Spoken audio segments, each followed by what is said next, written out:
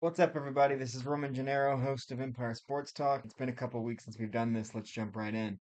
First and foremost, I want to congratulate the Boston Celtics for winning their 18th NBA championship this week, breaking a tie with the Los Angeles Lakers with number 18 for the most in the history of the NBA. And no, the in-season tournament doesn't count towards that total. I've seen posts on social media this week, however sarcastic and satirical they may have been, that said, "Oh yeah, but the Lakers won the in-season, so that counts." No, the in-season doesn't count for anything except bragging rights, I guess, because you won this random thing that doesn't count for anything. Anyway, want to congratulate the Boston Celtics for winning their 18th championship. It was a foregone conclusion for most people. I know that a lot of people had Dallas winning the series, but at least for me, that was wishful thinking. Because as I said 2 weeks ago, Boston was deeper. Boston was more experienced in the playoffs because Tatum and Brown had been here, been to the finals before, and been late into the playoffs multiple times in the last few years. So this was seen as them finally breaking through and winning that championship. Jaylen Brown was named Finals MVP for having a pretty consistent performance. Um, Played pretty well in most of those games, but from what I understand, I think the Finals MVP vote was 5-3 in favor of Brown. So Tatum very well could have won the award. I think he didn't because he had a bit of a slow start shooting wise. He did have a big game in the closeout game.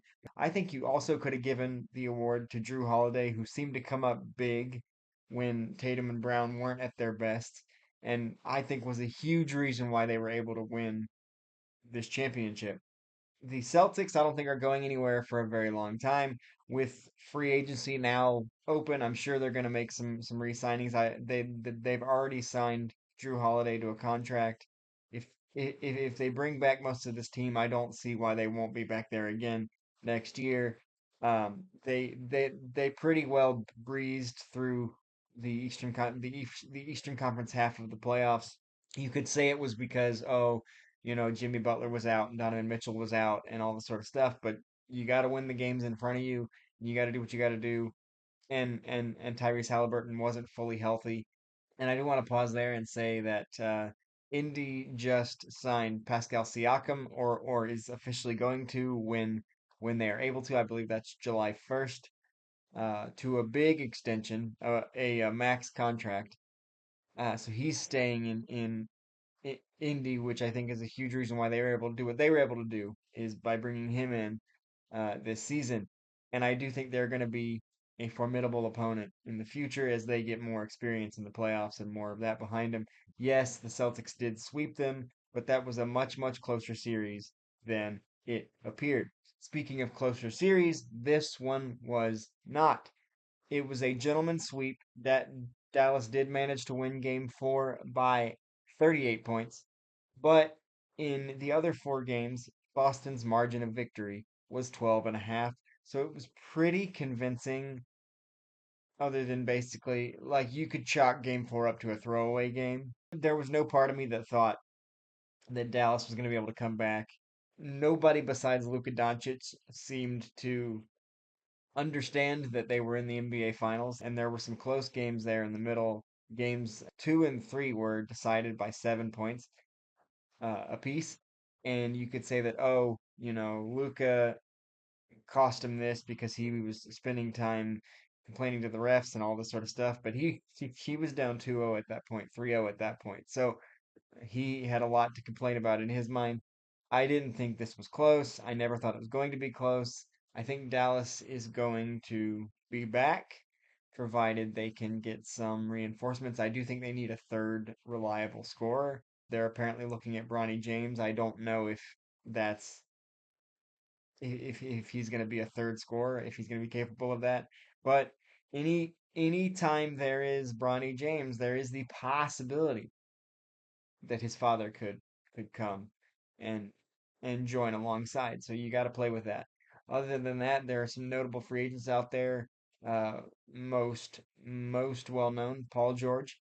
He has mostly been connected to the 76ers, which is a move that I like. If They want to get Joel Embiid that title to pair with Tyrese Maxey. I think he's a better third than James Harden. I think that would be a great fit for Philadelphia. I also think it would be really, really cool for New York. That's another team that I've heard for the services of Paul George. But until next season, we have a new champion. It is the Boston Celtics. Congratulations to one of the most historic franchises in all of sports on claiming another championship. This one's for you, Bill. The next thing I want to talk about is that, and it might seem fairly obvious or however you want to look at it, the Detroit Pistons have fired head coach Monty Williams after one season. And this is absolutely ludicrous to me because just a few years ago, Monty Williams took the Phoenix Suns to the NBA Finals, and a few years before that, he was quite the ally for Anthony Davis in New Orleans. But the reason that I think it's ridiculous is because, as I said, the Detroit Pistons, the worst team in basketball, fired a coach with experience, with NBA Finals experience, after one season. This isn't necessarily news for the worst franchise in basketball, and we're starting to pinpoint why they're the worst franchise in basketball. But in order to do that, I got to give you some numbers. Because I had to ask the question, what did you want Monty Williams to do? So when I went and looked back at the numbers, I had to go back to when it was still good. I went all the way back to the Detroit Pistons' last championship season, which was 2003, 2004. That was the crew of Rip Hamilton, Chauncey Billups, Tayshaun Prince, Rasheed Wallace, Ben Wallace, those guys. So they won the finals in 03, 04. They got back to the finals in 04, lost in 7 games to the San Antonio Spurs. Larry Brown left the team after that finals loss and turned the team over to Flip Saunders. Flip Saunders immediately got the Pistons back to the Eastern Conference Finals and then subsequently left after the 07-08 season. So this is where we start looking at the numbers. Since 2008, Detroit has 3 playoff appearances in 16 years.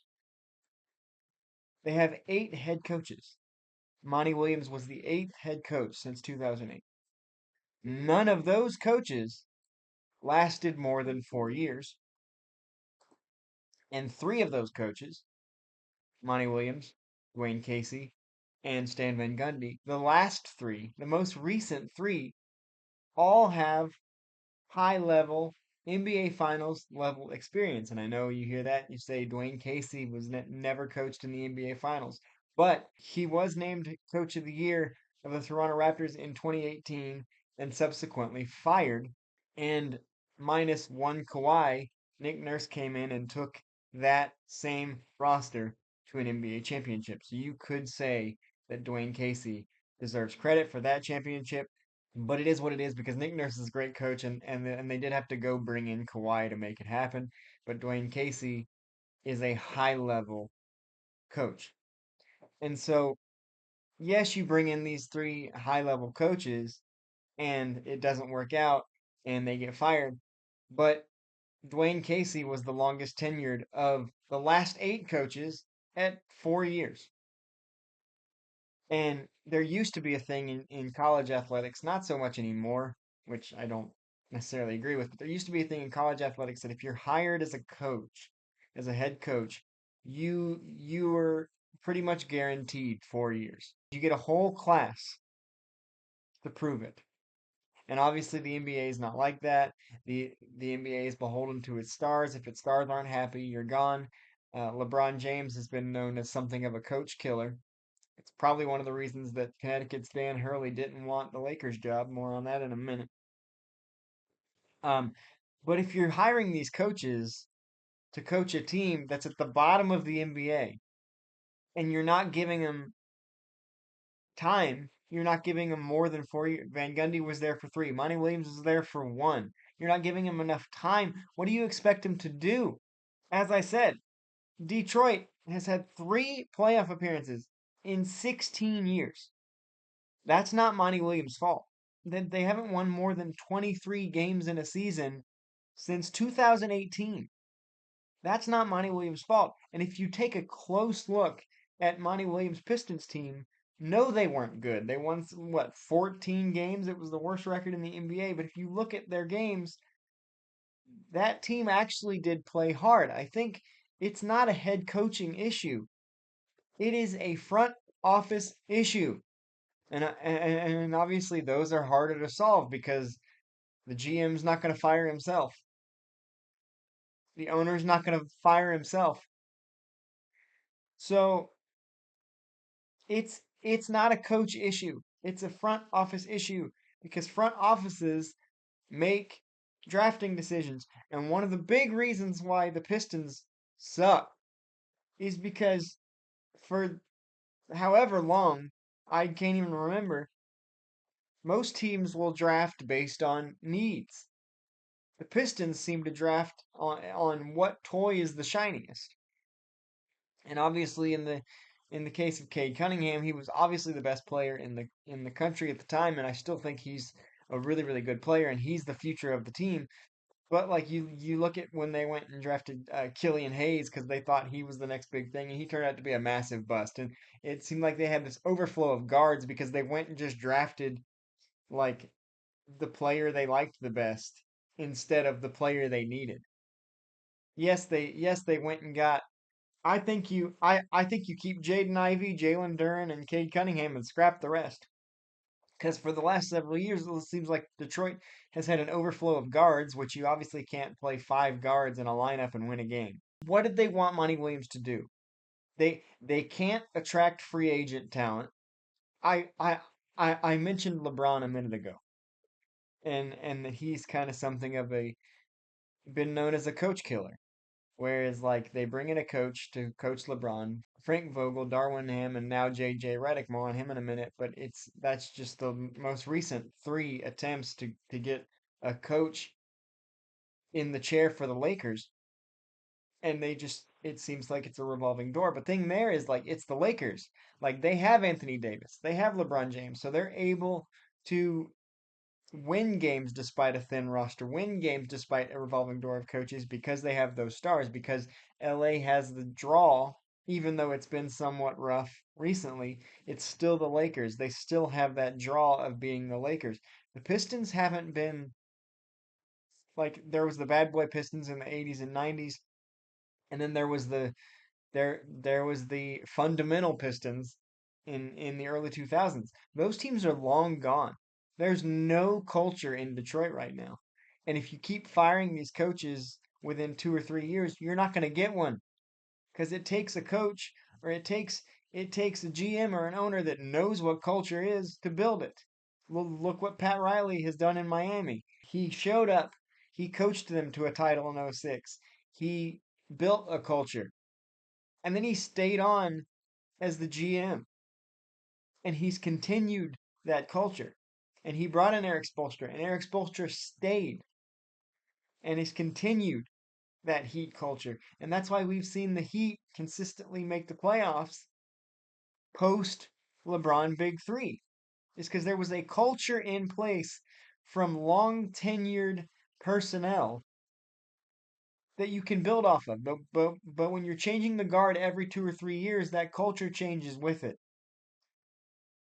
This is not on Monty Williams. This is not on Dwayne Casey or Stan Van Gundy. If you'd given him a chance, maybe something could have happened. But I think ownership and the front office, and I do think they did just get a new GM, but it's a guy I've never heard of in my life, so who the heck knows? What did they want Monty Williams to do? He's not bringing KD with him or LeBron with him or Chris Paul with him to Detroit. You're not gonna go from 20 wins to 48 wins in one season with that roster. That's not Monty Williams' fault. That's what kind of bothers me. NBA coaches definitely get the worst rap when it comes to jobs because players and unrealistic expectations, which I think is the situation here. I think the Detroit front office is like, oh, we'll bring in Monty Williams, who's been to an NBA Finals, and we'll be fine. And then when the worst team in basketball with a terrible roster and who has made terrible drafting decisions outside of Cade Cunningham and Jaden Ivey and Jalen Duren, in the past decade, when they don't win 40 plus games, it's like, oh, we made the wrong coaching decision. He's out. That's absolutely baloney. And until they're willing to recognize that, they're going to continue to be the basement of the NBA for years and years to come. Pretty sad for a franchise that used to be loud and proud. Staying with the NBA, briefly, I want to talk about a pretty significant trade that happened this week. It didn't involve any huge name players, but I do think it was significant as the Oklahoma City Thunder traded Josh Giddey to the Bulls, a one for one swap, which is very rare in the NBA, for Alex Caruso. And this is a huge trade. I think Oklahoma City absolutely nailed this trade. They got rid of Josh Giddey, who could be a good player but could be pretty inconsistent. Had been benched a couple of times during the season, and let's be honest, in the last 12 months has been something of a PR nightmare for Sam Presti and the Thunder. But they managed to have a really good run before falling in the Western Conference semis to the Dallas Mavericks. For most of the season, they were seen as one of, if not the best team in the Western Conference, one of the youngest teams in the NBA, and one of the best defensive teams in the NBA, with the exception of maybe Minnesota. But now they bring in Alex Caruso, who has had big game experience, who is a reliable shooter, who plays great defense, to a team with SGA and Chet Holmgren and Jalen Williams and all these players who are proving that this team is on the rise. And I've even heard like this makes them a finals favorite, which I think for being Alex Caruso is kind of a leap. But I do think he fills a need. He brings even more defense to an already good defensive team. He brings reliable scoring. I think this was a huge win for Oklahoma City.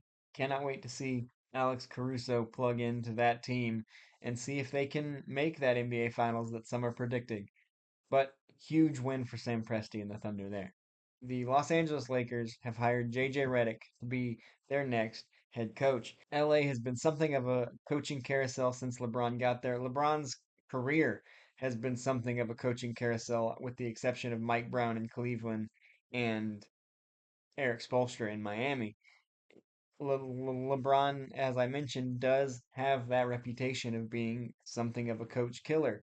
The Lakers have had trouble building a culture, but unlike Detroit, they have LeBron, they have AD, and they have the ability to draw other players to them because of LeBron and AD. Detroit doesn't have anybody that can draw other players to the team. And so that's fine now. But LeBron James is going to be 40 soon. And he kept telling the Lakers, don't make your coaching decision based on me. He said, make your coaching decision based on Anthony Davis. He's the future of the franchise. Um, because I think everybody pretty much sees that LeBron's got maybe 2 years left, so he's not planning anything long term. That's why he said, make your plans around Anthony Davis and not me. And so they offered the job to two-time defending national champion Connecticut head coach Dan Hurley, because they were so impressed with his innovation on offense and these kind of things, and thought, oh, he could bring that to the Lakers. And I was as intrigued by that idea as anybody, but clearly that did not pan out, as Dan Hurley chose to stay at Connecticut and go for the first three-peat since John Wooden. Um, but that really opened up the conversation of, wow, is the Lakers' job not appealing? And it's possible because there's no culture, because there's no real direction there. And yes, they've made the play in every year, but ever since the 2020 bubble championship year for the Lakers, things have been a mess in LA, and that's easily masked by the fact that they have made the play in, that they won the in-season tournament. It's been easily masked about how bad things have been, because if LeBron and AD are healthy, they can mask a lot of things. But then if one or both of them are off the floor, you see how many holes that roster has, and you see the last couple of years they thought they could bring in Russell Westbrook. They thought they could bring in all these players they thought they could bring in Carmelo Anthony at the end. It did not mesh at all, and it was a disaster. And they finally hit on something with Austin Reeves, but that roster is still really thin. And so it's been something of a mess. So maybe it's not desirable anymore. And if the LA Lakers job is no longer desirable, what chance do the Detroit Pistons have to lure another high profile coach after firing Stan Van Gundy, Dwayne Casey, and Monty Williams in consecutive tenures? Like those are your guys. There was one situation where when Detroit did fire Monty Williams, it was like, oh, well, maybe Monty Williams goes to the Lakers and JJ Redick, who has no coaching experience to this point, cuts his teeth with Detroit. And that would be intriguing because JJ Redick, although I don't love this hire because of the no experience and because it's a high profile job and because it's the Lakers. I mean, we've seen our former players have really good experience out of the gate as a head coach. See Jason Kidd, but we've also seen former players go get into coaching, get that high profile player job, have the players be a problem, and it basically torpedoes the career. See Steve Nash in Brooklyn with that disastrous big three. So I think JJ is one of the most brilliant basketball minds out there right now. LeBron has a relationship with JJ, likes JJ, co-hosts a podcast with JJ. That seems like a conflict of interest at this point, now that they're head coach and player. But he has no experience. It's LA. It's in the area. It's in a time of 24/7 sports coverage. I think JJ could be a great head coach. I don't think that the Lakers job is the job for him and again, with the carousel that it's been, maybe he's the only one that would take it. But that's precisely why he shouldn't have taken it. Because until LeBron is out of there, and I'm not saying it's 100% on LeBron, but until LeBron is out of there, there's no hope for crafting a consistent culture. Even if JJ's the right guy, he comes in, then LeBron's out of there in 2 years. And then it's Anthony Davis. Well, how do we do this with Anthony Davis as the centerpiece? Well, then he could move on or retire. So it's going to be hard to build a culture as long as LeBron James is there, because as long as LeBron James is there, the culture is LeBron James. So I don't love the hire because he's no experience. He's younger than LeBron, and LeBron can say he had no say in the head coaching search, but we saw how vocal he was about really liking Dan Hurley, and then that went away. And then it came down to two options. Well, if Anthony Davis is the future, Anthony Davis has a history with Monty Williams and loves Monty Williams. And nobody in the league has a bad word to say about Monty Williams. So if it's a move of Anthony Davis is the future of hiring for Anthony Davis's team, we should get Monty Williams. But oh no, LeBron James likes JJ Redick. LeBron James has a relationship with JJ Redick. Who do they hire? JJ Redick.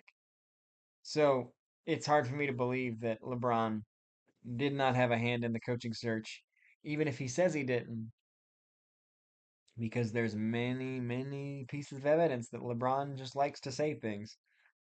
So I do think this was a LeBron hire for sure, and I don't see this. I don't see JJ's tenure in LA being any longer than any other coaches in recent years. I honestly don't. Moving on to the Stanley Cup Finals, we have a game 7, and this is so exciting. Florida Panthers and Edmonton Oilers are going to a game 7 in the Stanley Cup Finals after Florida had a 3-0 lead. I do believe Edmonton will be the first team ever to come back from a 3-0 deficit and win the Stanley Cup Finals if they're able to do it on Monday. And I honestly believe they will. I said after 5. When they closed it to 3-2, I said the series is over and it's going to Edmonton. Like the way that Edmonton has played in the last 3 games, Florida looks lost. And just in the last 3 games, Edmonton has outscored Florida 18 to 5 in games 4, 5, and 6. Connor McDavid, the best player in the world, has had 4 points in each of games 4 and 5. He had 1 goal and 3 assists in game 4, 2 goals and 2 assists in game 5, playing out of his mind. And it's like, oh, well, Connor McDavid's going to have an off night and they're not going to be able to win. Okay. Connor McDavid didn't register a point in game 6, and yet Edmonton still won game 6 5-1. So I, all signs point to Edmonton closing it out and making history at this point, because if you're Florida and you blow a 3-0 lead and then have to go home and face a game 7 when you had it in the bag, I that against the best player in the world, that's a tall task. I think this is 100% going in Edmonton's favor because they have just dominated since game 4. It's a tale of 2 series. They have dominated since game 4, and Florida has not been the same team that they were in the first 3 games. So this 100% to me seems like setting up for an Edmonton Oilers historic comeback. I look forward to that. Game 7 are the best 2 words in sports, and we have one in a sport that I've said in the past. Admittedly, I am a casual, but I love hockey, and we have Game 7. Last couple things here. The MLB on Thursday played a game at Rickwood Field in Birmingham, Alabama, to celebrate the Negro Leagues. As we heard in the past couple weeks, the Negro League records have been added to the Major League records, so it all times up wonderfully. And it also ended up being a tribute to Willie Mays, who was supposed to be in attendance at that game, along with a lot of the original members of the Negro League players that were there. But unfortunately, Willie Mays passed away earlier in the week and was not able to attend. There was a nice message from his son Michael alongside Barry Bonds and King Griffey Jr., 2 of my favorite players growing up, where Michael Mays said, "My father said that he would do anything to find a way to be here, and he did. Make a lot of noise. He can hear you." And it was just this uproarious applause, and it was this great game at the beautiful historic Rickwood Field in Birmingham. It was the first Major League Baseball regular season game played in the state of Alabama, which is special for me and my family, because we are from Alabama. You see the Kenny the Snake Stabler jersey on the wall back there. He played at the University of Alabama and is related to me through marriage. I have a Bryce Young bobblehead here on the desk. My mom is from Dothan. My parents met at Troy in Troy, Alabama, and so it was very special for me to be able to witness the first MLB game in the state of Alabama. It was the St. Louis Cardinals against the San Francisco Giants. The Cardinals won 6-5. Both teams were wearing special jerseys highlighting the Negro League's history in each of those cities.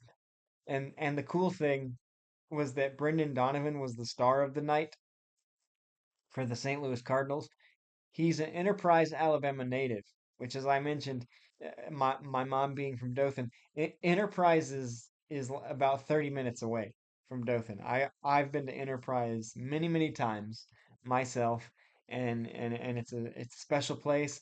The Enterprise, Alabama native Brendan Donovan went 3 for 3 with a homer and 3 RBIs in the Cardinals' victory, and it was a really special game to watch. I wish I could have been able to have been there, but I had to settle for watching it on TV, and it was excellent. I love these special games that the MLB is doing every year. First with the Field of Dreams games a couple of years in a row, and now this. And I look forward to seeing what they do in the future. But I, for one, would love to see them go back to Rickwood Field as well as Dyersville, Iowa, and redo the Field of Dreams. The last thing that I want to mention, I want to stay with what I said at the beginning of the Rickwood segment a little bit longer. The professional sports world lost two giants this week, and I do mean giants. One literally, but both figuratively. Jerry West and Willie Mays. Jerry West was the logo, and he was a lot of people have said that like it's Jerry West mixed with Michael Jordan because of the shape of the player, but it was 100% Jerry West. If you've ever tried to make a logo like that, pretty much everybody comes out looking bald unless you have a wild hairdo. So it's Jerry West. He was the logo. I think it's the only because Major League Baseball has a logo man, but I don't think they've ever come out and said, "Oh, it's this player." The NBA has straight up been like, "Oh, it's Jerry West. It's based on this picture. Like we're proudly telling you it's Jerry West." And Jerry West was something special. That's putting it mildly. He not only was an incredible player, but a 14-time All-Star, an NBA champion in 1972. He's got his number retired by the Lakers. He's got his number retired by the West Virginia Mountaineers, where he played college. All these stats: 10-time NBA first team, the 1972 NBA All-Star MVP, 14-time All-Star, as I mentioned, all these things. But then he became an executive and became one of the winningest executives the league's ever had. He was an 8-time champion as an executive, two-time executive of the year in 95 and again in '04. He averaged 27 points a game, 5.8 rebounds and 6.7 assists. It wasn't just, oh, he was playing against nobodies. Yes, the league was different in the 60s and 70s, but Jerry West went up against the guys that he went up against, which is the only thing you can do, and he set himself apart. And he was the logo for a reason.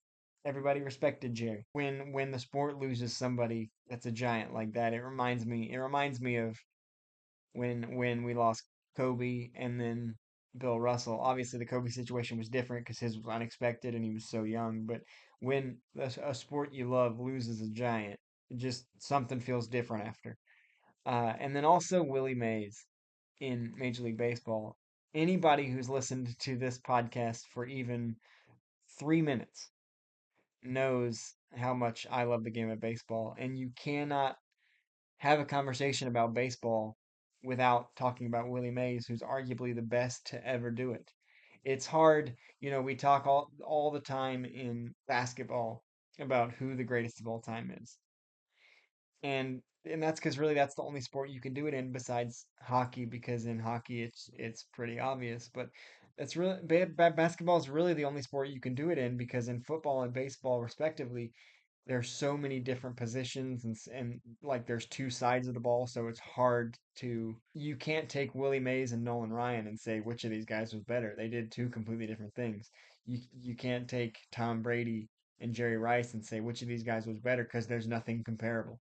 But arguably Willie Mays was the best to ever do it. Defensively, he was a true five-tool player. He was a 24-time All-Star. He was a two-time MVP. He was the 1951 Rookie of the Year. He was a 12-time Gold Glove Award winner, and this was right when they invented the Gold Glove as an award. He won it right away. He was the four-time home run leader. He's sixth all time in home runs. Just there you can't run out of words to say about Willie, but at some point you're like, what else is there? Because all all of the numbers and all of the stories and all of all of the things point to Willie. And Barry Willie Mays was the godfather of Barry Bonds, because Willie Mays had a close relationship with Barry's father, Bobby. And when Bobby played for San Francisco, he wore 25, because when Bobby first showed up, Willie was still there wearing 24. And then when Willie retired, 24 was also retired. But when Barry Bonds came into the league with Pittsburgh, he wore 24 in Pittsburgh because he wanted to be like his godfather, Willie Mays. And there's a Willie Mays documentary where it's a story that Barry and Willie are telling, and Barry told Willie, he said, I want to wear 24 because I want to be like you. And Willie told him, I want you to wear 25 because I want you to be better than me. So when Barry joined the Giants and 24 wasn't available, Barry honored Willie's wish and wore 25. And now that number is synonymous with the San Francisco Giants, with the Barry Bonds, and with the current home run leader, regardless of where you stand on if he should be or not. Barry Bonds, and that number 25 is synonymous with the lead in home runs at 762. So I could go on for another 10 minutes about Willie Mays, but I won't. But I will say that, and I don't have the images with me. I'll put up the images that inspire what I'm about to say, and then maybe I'll figure it out later. If there's anybody that listens to this podcast that's really good with Photoshop, maybe help me out, because I've heard arguments in the last few days, and we just talked about Jerry West being the NBA logo, and that the MLB hasn't explicitly come out and said, I don't think, oh, it's this person. If I had to guess, I'd say maybe Jackie Robinson, but it's kind the design is kind of very specific to a point where the hitter at the plate could be either a right-handed or a left-handed batter. So it's probably just a generic design in order to pull off that optical illusion. But if we wanted to redo the logo, I would be all in favor of making the logo Willie Mays. And I have two images in mind, and I'll put them up on the screen as I talk about them. And I am not good at Photoshop. If you've seen some of the designs that we've put out on our social media channels, I do my best, but they are pretty basic. I'm not a Photoshop guy. I'm gonna give the logos a shot. I've been watching Photoshop tutorials on how to do this specific thing. So maybe I can pull it off. But if you're a Photoshop, if you're good with Photoshop, help me out and maybe take a shot at it, send me some designs. The first design is the obvious one, and it is the iconic catch in the, I believe it was the 1954 World Series. Willie Mays back to the plate, about 400, probably 440, because stadiums back then were so much bigger, and he makes that iconic over the shoulder catch and absolutely hurls it back into the infield. People have said that the throw is more impressive than the catch, and I would agree with that. That throw is insane, but it's one of the most iconic images in all of baseball, and so that's the obvious choice for the logo. And the second one, at least for me, is this really great shot when he's hitting, and this is personally my favorite, and I think this would make a great logo. There's no great story about this one like there is the catch, but I think this would be a great logo, and this would be my pick for an updated version of the MLB logo man, who as of now I believe is not attached to anyone but would love to be attached to Willie Mays. So if you're a Photoshop expert out there, help me out. I'm gonna give it a shot after I finish recording this podcast, but I'm not holding my breath.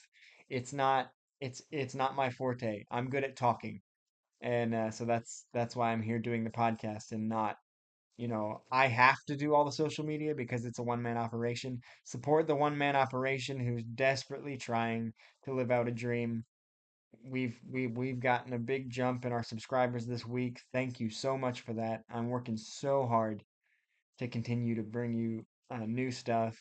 We have our 100th episode coming up. So thank you all for continuing to listen. But tell your friends about it, and I'm just a guy been doing this for 10 years on and off trying to chase a dream. But Photoshop is not one of my gifts. If you are gifted in a way that I am not, take a shot at those two Willie Mays logos and I'll post them and I'll give you credit. That's all I have for you on this episode of Empire Sports Talk. Subscribe to on our YouTube channel, as I just mentioned. We're growing and we're trying so hard to get you new stuff, but we need that subscribership. We need that viewership. Tell your friends. As I said, our 100th episode is coming, and we have some things planned. But we would love an audience for that one. So so please go like and subscribe for new content. And this has been Roman Gennaro for Empire Sports Talk. It's a good day to go 1-0. I'll see you on the next one.